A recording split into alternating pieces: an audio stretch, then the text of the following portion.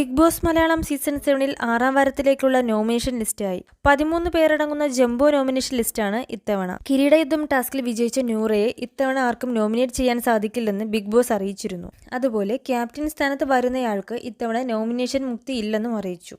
ജിഷിൻ വിജയിച്ച തുടർക്കഥ ടാസ്കിൽ പരാജയപ്പെട്ട മറ്റു 4 വൈൽഡ് കാർഡുകളായ പ്രവീൺ, ലക്ഷ്മി, മസ്താനി, സാബുമാൻ എന്നിവർ നേരിട്ട് നോമിനേഷനിൽ ഇടം പിടിച്ചിരുന്നു. കിരീടയുദ്ധം ടാസ്കിൽ വിജയിച്ച നൂറയ്ക്ക് ഒരാളെ നേരിട്ട് നോമിനേറ്റ് ചെയ്യാനും അവസരമുണ്ടായിരുന്നു.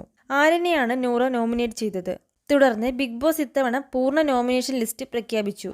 ആര്യൻ, പ്രവീൺ, ലക്ഷ്മി, മസ്താനി, സാബുമാൻ, അക്ബർ, നെവിൻ, അനീഷ്, അഭിലാഷ്, അനിമോൾ, റെന ഫാത്തിമ, ബിന്നി, ആദില എന്നിങ്ങനെയാണ് ഇത്തവണത്തെ നോമിനേഷൻ ലിസ്റ്റ്. അക്ബർ, നെവിൻ, അനീഷ് എന്നിവർക്ക് 2 വോട്ടുകൾ വീതം ലഭിച്ചപ്പോൾ അഭിലാഷ്, അനുമോൾ, റെന ഫാത്തിമ എന്നിവർക്ക് 4 വോട്ടുകൾ വീതമാണ് ലഭിച്ചത്. ബിന്നിക്ക് 5-ഉം ആദിലയ്ക്ക് 7-ഉം വോട്ടുകൾ ലഭിച്ചു.